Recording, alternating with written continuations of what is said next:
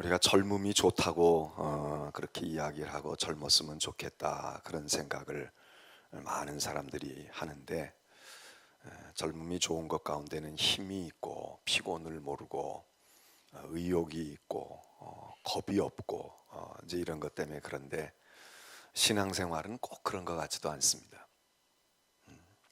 믿음의 생활은 이 새벽에도 이렇게 새벽기도 지금 하러 나오신 분들 보면 젊은이들이 별로 없습니다. 물론 뭐 생활의 습성이 다르다, 뭐 밤에 늦게까지 뭐 한다 그러지만, 그 젊었다면 새벽에 좀 더 일어나서 할 수도 있는데, 보면 지금 우리 새벽기도 사순절 새벽기도를 꾸준히 하고 있는 분들 뭐 담당해서 이렇게 나오거나 그러는 경우에도 제 목도 다 하지 못하는 경우가 많지만, 설사 그렇게 그냥 어쩌다가 이렇게 나오는 경우 포함해서 이 새벽에 깨어 있거나 밤에 늦게 기도하러 오거나 그러는 이들이 연령이 어떻게 될까? 그때 젊은이가 많을까? 젊으니까 뭐 피곤한 건 몰라. 하룻밤쯤 세워도 뭐 끄떡없어.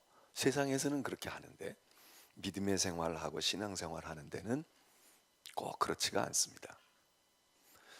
인생을 겪어보고 삶을 살아보고, 그리고 이게 사람의 힘대로 되는 게 아니야, 인간의 뜻대로 되는 게 아니고 인생 내가 가고 싶은 길을 계획했다고 가는 게 아니야, 이런 걸 뼛속에서 느껴야, 그게 정말 자기의 실존의 문제로 다가와야, 그래야 이게 좀 힘들고 어깨도 쑤시고 밤에 잠을 못 이루어도 그래도 내가 기도해야지, 그래도 가야지 이러는 거지.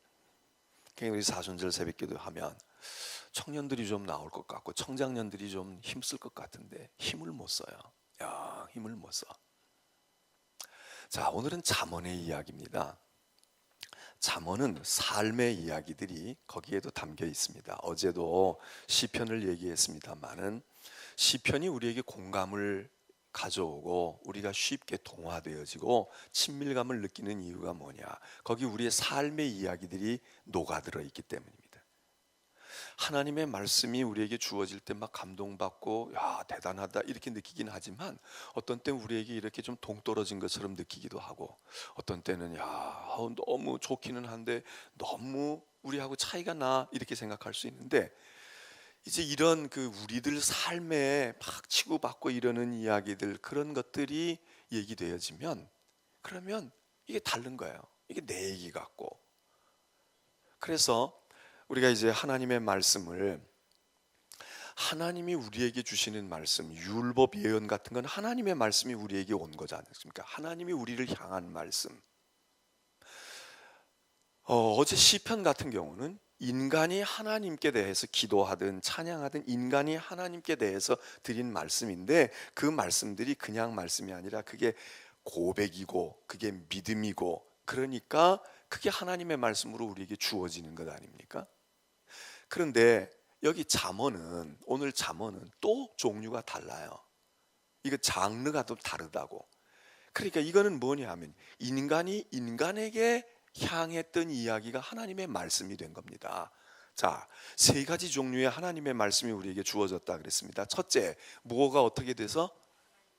하나님이 우리에게 주신 말씀. 둘째, 인간이 하나님을 향한 말씀, 하나님께 드렸던 찬양과 간구, 고백, 감사, 탄식, 이런 것들이 하나님의 말씀이 됐다. 오늘 잠언은 어떻게 돼 있다고요?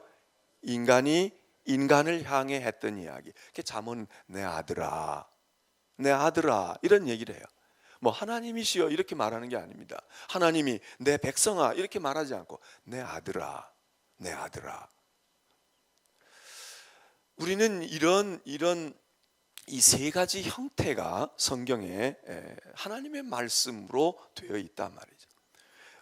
이 잠언 같은 것을 우리는 뭐라고 말하는가? 지혜 문학이라 말합니다. 어제는 시가 문학, 시문학 이렇게 얘기했습니다.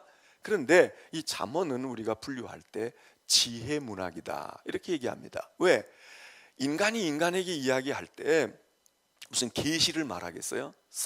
오랫동안 살아온 경험에서 근거해서 또 터득한 이치를 근거해서 그래서 야, 사람이 살아갈 때 이렇게 살아가야 되는 거야. 사람이라면 이런 걸 생각해야 되는 거야. 이런 걸 조심해야 되고 이런 게 소중한 줄로 알아라. 이거거든요.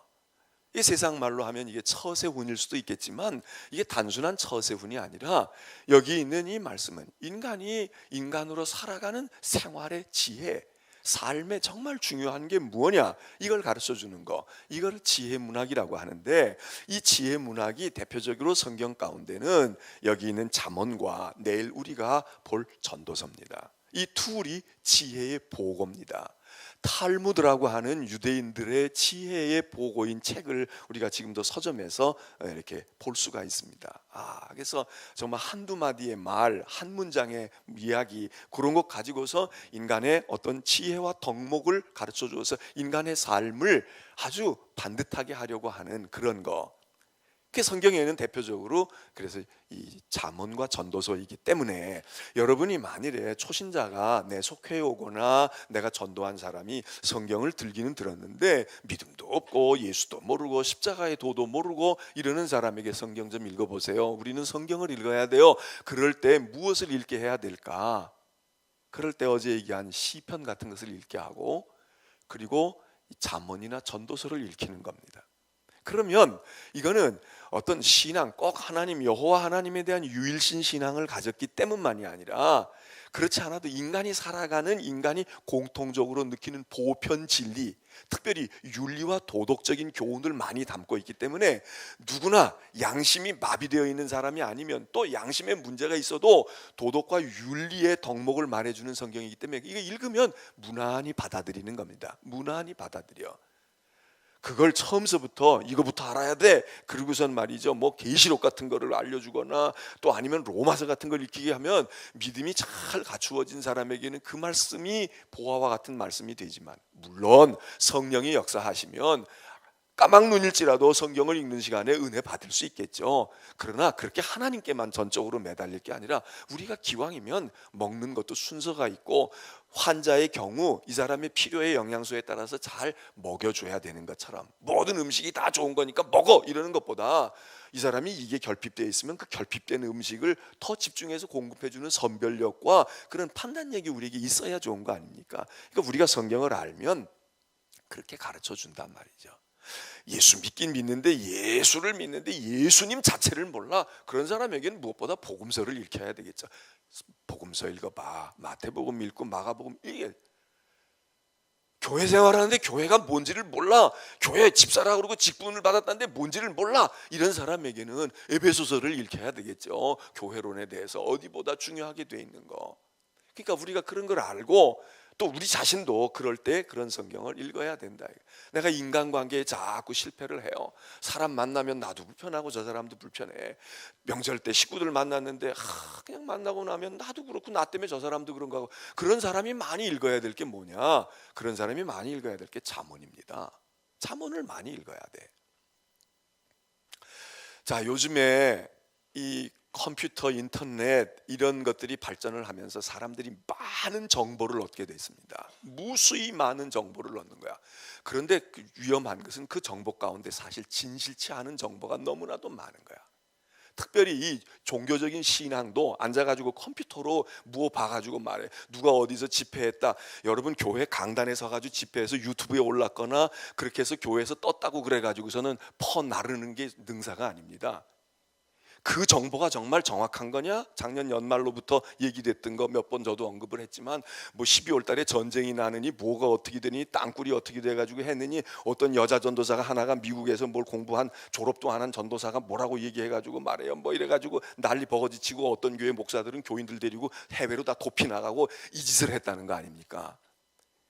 그거 안 받더라면 그 시간에 그냥 성경 한 장 더 읽고 그 시간에 기도했더라면 얼마나 좋았어. 그런데 남들이 모르는 계시를 받은 어떤 여종이 말이야, 주의 여종이 무슨 여종이냐고, 사기꾼이지. 이게 정보가 오늘 우리를 얼마나 곤란하게 만드는지 몰라요. 건강의 정보, 종교 신앙의 정보, 정치의 정보, 뭐 사건이 하나 나면 거기에 대해서 뭐 이번에도 무슨 뭐 대사 어떻게 했더니 뭐 돼지 피를 발라가지고 어쨌다고 말해요. 이게 말 같은 소리냔 말이죠. 그런데 거기 넘어간다고. 또 그거에 그럼 그래 이렇게 돼. 이래서 사회가 막 쓸데없는 에너지가 소모되어지고 논쟁이 일어나고 다툼이 생기고 말이에요. 종교 신앙도 그래요. 교인들이 성경을 읽어야 되는데 이거 뒤지고 앉은 거야. 스마트폰에 뜬다고 다 맞는 게 아니에요. 어떤 목사가 얘기했다고 다 맞는 게 아니야. 어떤 책으로 나왔다고 다 맞는 게 아니야. 책만 되면 다 맞습니까? 여러분, 세상에 쓰레기통에 들어가기에도 아까운 책들이 너무나 많아. 저한테도 책들이 많이 와요. 거기서 보는 책 10분의 1도 안 돼. 볼 가치조차 없어.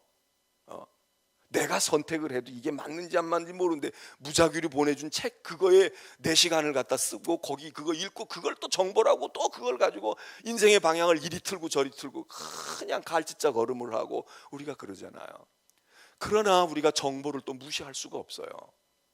그러니까 선별해야 돼. 요즘에 빅데이터라는 얘기 하잖아요. 빅데이터. 정보가 중요한 것은 왜냐하면 데이터를 가지고 정보 자체가 중요한 게 아닙니다. 정보를 그냥 가지고 있어가지고 이게 중요한 게 아니라 정보는 왜 중요하냐? 정보와 정보가 연결이 되어져서 그걸 분석하고 우선은 수집하고 그걸 분석하고 난 다음에 무언가 내가 깨닫는 것이 있고 무언가를 향해 나가는 내 지침을 얻게 되는 겁니다. 여러분, 성경도 똑같아요. 성경을 제가 각권을 지금 이야기하는 건 뭐냐 하면 이게 지금 데이터를 수집을 하는 거예요. 수집을 하고 그 다음에 이걸 분석을 해야 돼. 그리고 분석을 해서 이게 성경 한 절을 가지고 내가 머릿속에 넣은 것도 중요하지만 성경 통째로 통권을 턱턱턱턱 넣어놓고 나면 수집이 되고 그 수집이 되면 그 다음에 어떻게 되냐, 이걸 분석을 해야 됩니다. 비교하고 잘못된 거 버리고 이거하고는 같은 유형인데 이거하고는 충돌이 일어나는데 이거하고는 보완이 되겠는데, 그러면 이 빅데이터를 통해서 그냥 자료를 수집한 거야. 어떤 때에는 학교에서 리포트를 써오라고 했는데 좋은 시, 마음이 평안해지는 시를 찾아오래. 그렇게 해서 그냥 그것만 찾을 수 있어요. 근데 그걸 수집하다가 보니까 마음에 평안을 주는 요소가 무엇이지? 시대적으로 따라서 어떤 것들이 평안을 가져다 주었나? 이런 엄청난 지식의 보고들이 생겨. 그러면 그놈을 밑바탕에다 깔아놓고 정치도 할 수 있고, 책을 써도 이걸 하니까 책은 이렇게 써야 되겠어. 사업을 하는데 이렇게 해야 되겠어. 이 빅데이터가 많이 쓰인다 이거예요. 이 빅데이터가 많은 분야에 많은 것들을 가져와. 그래서 요즘엔 그냥 데이터가 아니라 빅데이터가 지금 모든 사업의 분야에 지금 쓰이고 있잖아요. 성경이 한 절 한 절 암기하는 것도 중요하지만 제가 지난번에 얘기했지만 구슬이 서말이라도, 이제 우리가 구슬을 하나씩 모으는 거예요.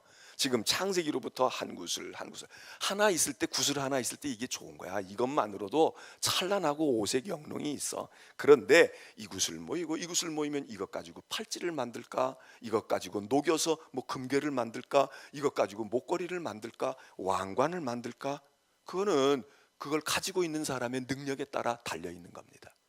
성경을 읽을 때 우리가 모를 때는 그거 하나, 이 말씀이 무언가 이거 읽는 게 중요합니다. 그러면 우리가 이렇게 이제 성경을 자꾸 읽어 나가면 뭐냐면 자꾸 데이터가 많아져요. 우리가 가지고 있는 정보가 자꾸 많아져. 그럼 이놈을 가지고 어떻게 조합을 하느냐, 어떻게 이걸 만들어서 디자인을 하느냐, 여기에 따라 달라진다고요. 제가 지금 계속 율법을 말하고 있습니다. 성경은 특별히 구약은 큰 카테고리로 이렇게 나누게 되어지면 율법이 있고 예언이 있고 역사가 있습니다. 우리가 지금 벌써 율법, 예언은 아직 본격적으로 다루지 않았지만 율법과 역사를 지금 많이 다루었습니다. 이 역사 가운데는 예언이기도 합니다. 그런데 어제서부터는 시편을, 욥도 그렇지만 시편을 다루면서 우리들이 율법과 예언만이 아니라 성문서, 율법과 예언을 제외한 또 하나의 카테고리가 있는데 그거를 우리가 성문서라고 해요. 거룩한 글모음들, 이런 뜻입니다. 거룩한 글들 가운데서 무엇들이 있느냐? 시문학이 있는 거예요. 시편 같은 게 있어요. 지금 여기 있는 잠언 같은 게 있어요. 이거는 지혜문학이라고 말해. 전도서 같은 거. 그 다음에 이제 묵시문학이라는 게 나타나게 돼요. 묵시문학이라는 거, 그게 다니엘서입니다. 다니엘서는 예언서이기도 하면서 묵시문학이기도 하면서 역사적인 요소도 담고 있고, 이런 묵시문학들이 나타나는 게. 그러면 이것들을 쭉 가지고 우리가 아주 우리의 신앙과 우리의 믿음을 풍성하게 만들어가는 거예요. 면류관을 만들어서 보석을 박을 때 쓰는 것도 있고, 테두리를 만들 때 쓸 것도 있고 말이야, 줄을 만들 때 쓸 것도 있고, 색깔 내는 데 쓸 것도 있고, 우리가 자료가 자꾸 많아지는 거야. 그러면 이 자료를 분석을 해야 돼요. 예언 문학은 어떻게, 예언은 어떻게 다를까? 지혜는 어떻게 다를까? 또 우리가 시는 어떨까? 비교가 돼. 비교를 서로 할 수 있어야 돼. 자, 지난번에 제가 말씀을 드릴 때 이스라엘의 역사를 이끌어왔던, 영향을 주고 이끌어왔던 리더들이 있었다 그랬습니다. 자, 누구가 있습니까? 자, 제일 처음에, 역사적으로 제일 처음 그룹으로, 그 사람들을 뭐라 그래요? 아브라함, 이삭, 야곱 같은 사람 뭐라 그래? 족장이라고 말한다고. 족장들의 그룹이 나타나서 이스라엘의 역사를 끌어옵니다. 형성하고 끌어와. 그 다음에 어떤 사람들이 등장해요? 이거는 어떤 그룹으로 보기는 어렵지만 이스라엘을 구출시켜서 가나안에 들여다 놓은 대표적인 두 지도자가 나타나요. 모세와 여호수아 같은 사람이 있어요. 이런 유는 없어. 그 시대에만 있었단 말이죠. 그리고 그 사람들이 끝나고 난 다음에 누가 영향을 미쳐요? 사사들이 끌어가요. 사사들. 근데 사사들 뒤에 누가? 왕이 나타나요. 그리고 왕이 나타나서 막 끌어가는데 왕 못지아니하게 또 그 사회에 영향을 준 그룹들이 있어요. 지도자 누구? 예언자, 또 제사장. 자, 이게 머릿속에 우리가 들어와야 돼. 이게 들어온다고. 그런데 지금 제가 왜 이 얘기하느냐면 이게 다 연관이 돼 있어요. 이게 또 한 그룹이 나타나요. 또 한 그룹이 있다고. 그 그룹을 우리는 뭐라고 말하냐? 지혜자들이라고 말하는 거예요. 이 사람들은 현인들이야. 와이즈맨입니다. 요즘으로 말하면 이 사람들은 어떤 성향이 가느냐? 휴머니스트들입니다. 인문주의자들이에요. 굉장히 인간에 대해서 중요하게 생각하는 사람들이야. 요 인문주의자들, 휴머니스트들이 써놓은 글들이 뭐냐? 이게 잠언이에요. 이게 잠언이야. 이 사람들은 예언자하고도 달라요. 이거 왜 제가 지금 이제 예언자는 앞으로 우리가 나오겠지만 예언자하고 이 휴머니스트들하고는 성격이 달라. 컬러가 달라요. 지향하는 바가 달라. 그래서 이런 것들을 우리가 알게 되면 성경을 읽을 때 우리가 안단 말이에요. 아, 이거 이런 경향, 이건 이런 경향, 이거 이렇게. 그래서 서로 비교하고 보완하고, 그리고 시대에 따라서 어떤 때는 예언자들이 강해야 될 때가 있어요. 우리의 인생도 그래. 또 우리의 교회도 그래요. 어떤 시절에 모든 지도자가 항상 좋은 게 아니에요. 모세가 항상 좋은 게 아니야. 가나안에 들어갈 때는 모세가 중요한 게 아니야. 그때는 여호수아가 중요하니까 하나님이 여호수아를 쓰시잖아요. 모세가 중요하다고 모세가 한 100년 동안 계속 통치하고 이끌어가면 그럴 수 없어. 그렇게 시대와 공간과 모든 것에 상관없이 영원 무궁토록 좋은 지도자는 누구뿐이에요?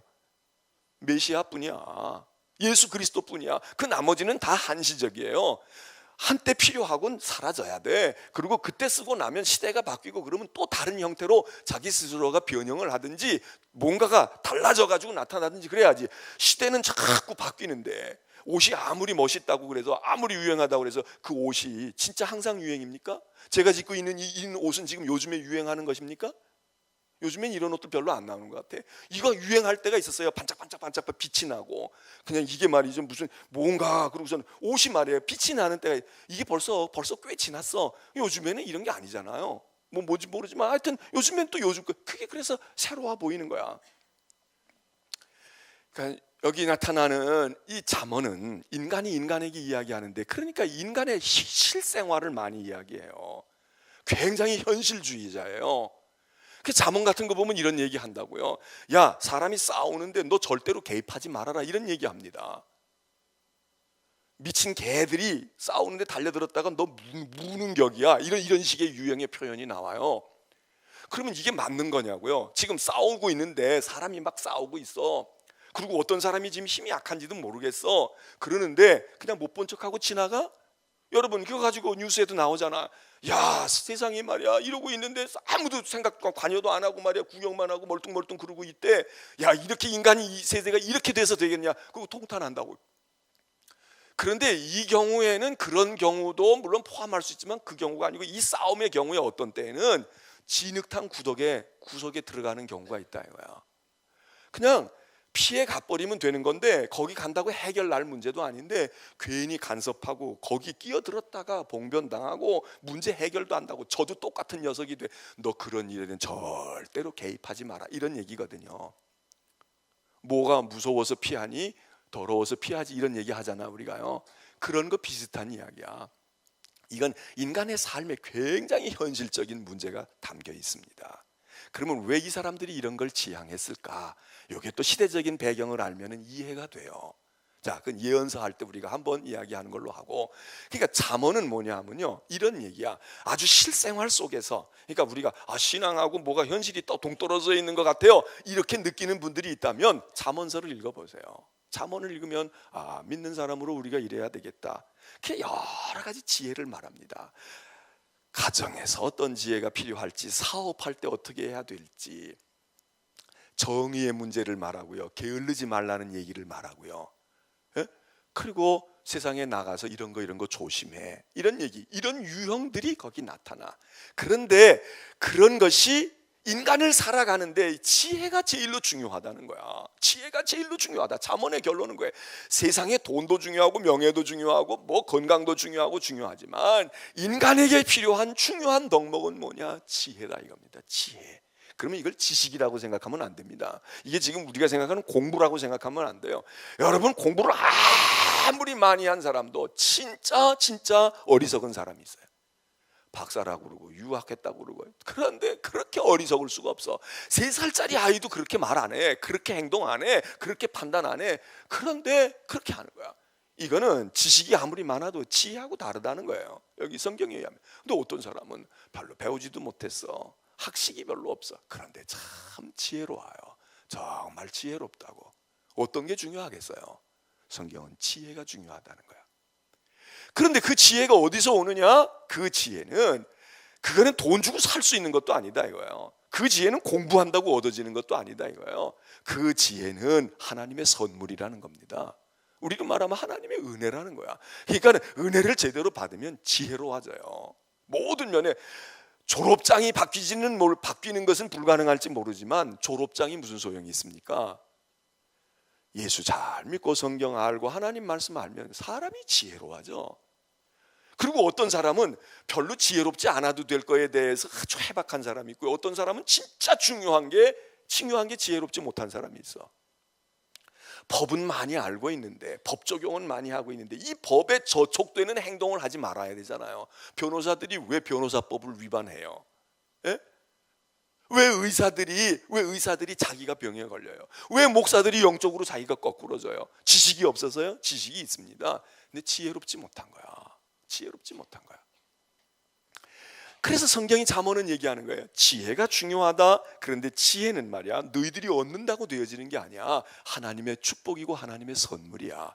그러면 지혜라는 게 뭐냐? 자, 오늘 잠언 9장 10절에서 뭐라고 얘기합니까? 지혜는 하나님을 경외하는 게 지혜의 근본이라는 거예요. 지혜의 가장 근본, 핵심, 중요한 근거가 뭐냐? 다른 지혜, 뭐 결혼생활, 가정생활의 지혜, 돈 버는 지혜, 뭐 이런 거 다, 그거는 다 곁가지고, 가장 인간이 저 사람이 지혜로운지 아닌지를 볼 수 있고 정말 중요한 지혜를 가졌다, 이건 뭐냐면 그 사람이 하나님을 경외하며 사느냐, 하나님을 경외하는 마음이 있느냐, 하나님을 경외할 줄 아느냐, 이거에 걸렸다, 이거에 달렸다 이거야. 우리 자신도 그렇고 우리 애들도 그렇고요. 공부 많이 하고 암만 그래도 하나님을 경외는 고사하고 하나님의 존재도 모르고 하나님을 알지도 못하고 관심도 없고, 이거 성경은 이 사람을 어리석은 사람이라고 말합니다. 지혜의 반대가 어리석은 거 아니에요? 그 잠언은 지혜 반대 어리석은 거, 이거 이야기를 하는데, 이 어리석음은 그냥 IQ가 모자라거나 무슨 생각이 모자라고 지진하거나 이런 걸 얘기하는 게 아닙니다. 이게 진짜 인간의 악이라는 겁니다. 이게 인간의 악한 거라는 거야. 어리석은 건 그냥 바보를 말하는 게 아닙니다. 악하다, 그 얘기를 잠언에서는 어리석다 이렇게 얘기합니다. 그럼 우리가 얼마나 어리석어요? 세상에 어리석다고. 그래서 지혜의 근본은 여호와를 경외하는 것이오늘 사람들은 그렇게 생각하지 않는다. 이게 잠언서의 주제입니다. 핵심입니다. 우리가 성경을 읽는 것, 지혜를 얻고자 하는데 무슨 지혜? 하나님을 어떻게 잘 섬길까? 하나님이 무엇을 기뻐하시나? 하나님이 어떻게 행하기를 원하시는가? 이걸 어디서 알아요? 성경보다 더 잘할 수 있는 데가 없어. 뭐 어떤 사람이 은혜 받았다고 말해요. 내가 이렇게 해서 하나님께, 그거 100번 읽어도 이것만 못해. 이걸 읽고 그걸 읽으면 그 다음에 거기서 우리가 검증을 해요. 이 사람 말이 맞구나. 그리고 받아올 게 있고요, 어떤 건 아닌 거 있어. 음식도 그렇잖아요. 음식을 다 좋다고 다 좋은 게 아니잖아요. 내 체질에 반대되는 음식도 있고, 그리고 너무 많이 먹어가지고 오히려 해가 되는 것도 있고. 상했는데 그게 원래는 좋은 거야. 근데 이미 벌써 부패가 시작이 됐어. 근데 그놈을 좋은 거고 비싼 거라고 먹어가지고 오히려 독을 집어넣는 경우 있잖아요. 이거 마찬가지예요. 세상에 책이 그런 거야. 좋은 게 있어요. 근데 알고 먹어야 돼. 알고 판단해야 돼. 그럼 안다는 게 뭐겠어요? 베스트셀러는 아니냐? 이 사람이 책 쓴 사람이 이게 뭐 좌파냐 우파냐 이거 아는 게 아니라 하나님의 말씀이 이게 모든 세상의 지식과 철학과 학문의 사상의 이게 스탠다드, 이게 딱 시금석입니다. 그래서 이 성경을 가르쳐서 뭐라고 말하느냐? 이걸 성경을 정경이라고 말하는데, 신학적인 용어로는 정경이라고 그래요. 정경의 반대는 위경이 있어요. 거짓 경전이 있고, 이건 바른 경전이다 이거예요. 이 바른 경전을 뭐라고 말하느냐? 캐넌이라고 말하는데, 그 캐넌이라고 하는 건 막대기 자를 말해요. 이 자로 갖다가 대어봐야 돼. 이게 5cm인지 6cm인지, 이게 똑바른 건지 구부러졌는지는 뭘로, 이게 캐넌이에요. 모든 세상에 있는 책들의 이게 표준이야. 여기다 갖다 대보고 이상이 없으면 읽어도 되겠는데, 여기다 대보고 이상이 있으면 그거는 지식도 과학도 경험도 다 버리는 겁니다. 그런데 교인들이 성경 따로 있고 그거 따로 있어. 그래서 여기서 영향을 더 받아가지고 거꾸로 이 세상의 잣대가 아닌, 캐넌이 아닌 이것들을 가지고 이 경전을 재단을 하는 거야. 내가 알고 있는 학교에서 배웠던 지식을 가지고 성경이 맞아 안 맞아, 과학적이야 비과학적이야 이러고 있다 이거예요. 이거는 신앙인이 아닌 거예요. 자, 그래서 여기 잠언에 있는 말씀을 통해서 우리들이 느끼게 되어지는 것은, 잠언은 우리들에게 정말 인간을 살아가는 지혜가 무언가. 저 천국 가는 이야기가 별로 여기는 없어요. 천국에 대한 이야기가 없어. 이거는 현실 생활 이야기야. 지금 우리의 현실, 우리의 삶이 지금 내가 땅에 붙이고 어떻게 살아야 할까? 관계를 어떻게 가져가야 할까? 그런데 그 모든 관계의 근거가 어디 있느냐? 하나님을 늘 경외하고 바라다 보는 거기에서 이 땅에서 사람과의 관계를 맺고 살아가는 지혜가 온다는 겁니다. 네? 그러니까 얼마나 현실적인 신앙이에요. 그래서 예언자들하고는 조금 생각이 달라. 예언자들은 한마디로 얘기하면 현실주의자들이 아니라 이상론자들이에요. 이상이 있어. 그 사람들에게는 꿈이 있고 이상이 있어.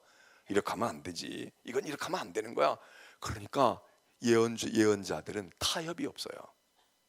예언자들은 오로지 고지식해, 올곧게 나가야 돼. 잠언은 현실에서 타협을 해요. 근데 그 타협이 넘어갈 선을 넘어가면 안 되지. 그러나 우리의 현실이 그러니까 옷이 좀 뭐가 튀었어도 에이 좀 털고 내서 털고 좀 며칠 더 입지 이거야. 예언자들은 이 때를 뽑으라 이거야. 이거 얼룩진 옷을 입고 다니면 안 돼. 이걸 얼른 세탁소에다 갖다 하루가 지났든 이틀이 지났든 가져가서 뽑아야 돼, 이 얘기고, 현실주의자인 잠언에서는 그래 좀 묻었지만 그래 금방 또 하기에는 경제적인 것도 그렇고 시간도 없고 그렇잖아. 좀 털고 비벼보고 깨끗하게 얼룩이 덜 빠질 거야. 그렇지만 자꾸 입고 다니다가 이제 때가 오지. 어느 때가 오면 계절이 바뀌고 입을 만큼 입었으면 갖다가 세탁소에 줄 때 아니야. 그때 깨끗이 빼. 요런, 꼭 적합한 비유는 아니지만 요렇게 돼 있다. 잠언은 짧은 문장들입니다. 그리고 다른 성경은 이렇게 그룹이 있잖아요. 사건도 한 스토리가 뭉태기로 나오고, 어떤 이야기를 해도 설교를 해도 한 뭉태기로 되어 있어서 뭉터기 이렇게 되어 있는데, 잠언은 한 절 한 절이 거의 다 독립이 되어 있어요. 그러니까 잠언에는 지금 한 1000절 가까운 절수가 나타나는데, 수백 절 절수가 나타나는데, 그게 길어봐야 두세 절이 묶이거나, 그리고 거의 한 절이 그거 하나로 끝나. 그러니까 딱 한 절만 읽어도, 성경을 한 절만 읽어도, 어떤 거는 한 절 읽어가지고는 얘기가 안 되잖아요. 예수께서 산에 무리를 보시고 산에 올라가 앉으시니, 마태복음 5장 1절 그렇게 돼. 그것만 읽어가지고는 안 되잖아요. 시간이 없을 때 예수님께서 무리를 보시고 산에 올라가 앉으시니 그 다음을 읽어야 되잖아. 그래야 팔복을 읽어야 되잖아.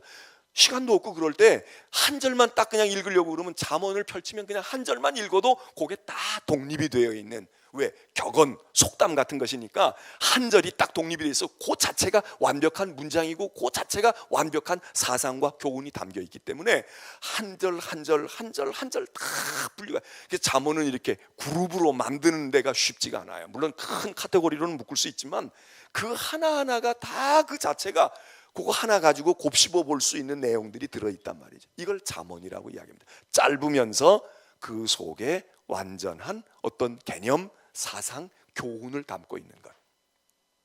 그래서 난 왜 이렇게 미련한지 몰라. 나 왜 세상에서 살아가는데 왜 이렇게 자꾸 인간관계가 뻑뻑하냐. 사람들이 별로 나를 좋아하지 않고 내가 왜 자꾸 튀지. 그리고 사람들이 은근히 이러는 분들이 있잖아요. 이게 성격적인 것도 있고 자기 신념 때문에 그런 분들도 있는데, 이런 분들, 여러분들 잠언을 가까이 하셔야 돼. 잠언을 가까이 해야 돼. 예수 믿고 은혜 받고 그랬는데도 나는 은혜 받아서 하나님 앞에 편하고 나는 열심히 있는 것 같은데 왜 사람들이 그렇게 나를 좋아하지 않을까? 왜 사람들이 나를 불편해할까? 나도 사람 만나면 왜 불편할까? 에?